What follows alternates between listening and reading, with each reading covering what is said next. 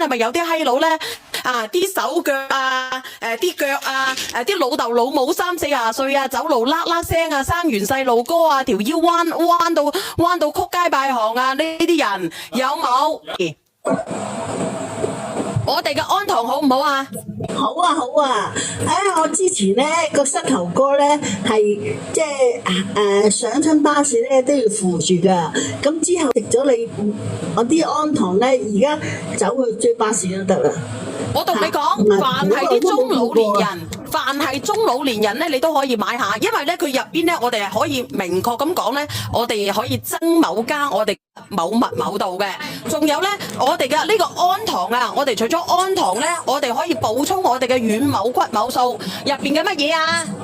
我哋嗰個關節營養素啊，我哋嘅關節營養素啊，呢一個咧係用牛骨嘅提取物提取出嚟嘅軟骨素啊。醫咗10年噶啦，由南海醫院醫到去佛山中醫院，都斷唔到尾，一段時間就發作。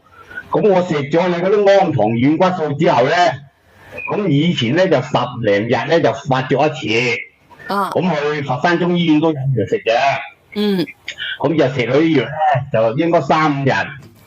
咁咧就有時冇事噶啦。咁自從食咗你安堂軟骨素之後咧，就一頭半個月先發咗。係，你等等先啊，紅姐啊。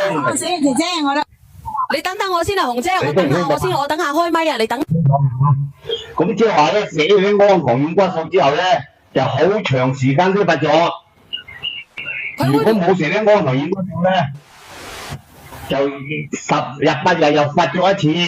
你要慢慢食啊！你知唔知啊？因為我哋嘅安堂咧，我哋每一日咧都喺度磨蝕緊我哋嘅骨關節嘅。咁佢哋係佢唔單止去補我哋嘅我哋嘅鈣啦，我哋嘅安堂啦，同埋我哋嘅軟骨素。即係話咧，就家下發作嘅機會就好少。咁就一路都食咧安堂軟骨素，已經歇咗成個月啦。你之前買得多咧，我同你講，你買埋今次嘅，我呢2日喺河源嘅，我後邊咧我就唔知道可唔可以有冇機會再賣啦。我同你哋講，你話唔知有冇機會賣，我就拍咗2份噶啦。係啊，因為佢機會唔高啊，佢個價格咧，佢改翻嘅啦，個線下即刻就改價啦。我都唔係做價格，我中意睇會仲貴咯。我咧又好長時間先發咗一次，而且冇咁嚴重。而且佢可以直接講係乜嘢咧？我哋直接講係乜嘢？有助於改善我哋嘅骨某密某度。你直接講都唔怕嘅。骨密度，直接講啦。我想處理就幾難，呢個問題咧就希望唔好咁短發作咧。咗生完小朋友，我哋慢慢咧，我哋會骨質咧就鬆開晒噶啦。咁我哋嘅骨某密某度就唔會高。咁我哋會有啲中老年人佢會慢慢地墮咗落去嘅。以前營養唔好嘅，好似我阿媽咁樣，好難先趌翻起嘅。咁而家咧，我阿媽踩單車佢都 OK 嘅。叫梁仔幫你拍一份係咪？中老年人咧個糖啊同埋敏感嗰啲人咧都可以㗎。唔一樣，我呢個係保某健某食某品啊！你睇唔睇得到啊？而且我哋呢一個間廠可以溯源㗎廠啊！因為我哋呢個產品係已經經過咗我哋嘅安全性係疾口控啊！冇錯。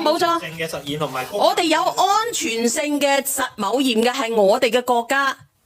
我冇咩必要呃你啊！我哋而家咧就喺農夫山泉嘅隔離，你可以過嚟溯源。我而家就喺間廠，呢一間廠29年啦，29年啦。咁我哋呢個咧唔係做線上嘅，一直都係做線下嘅。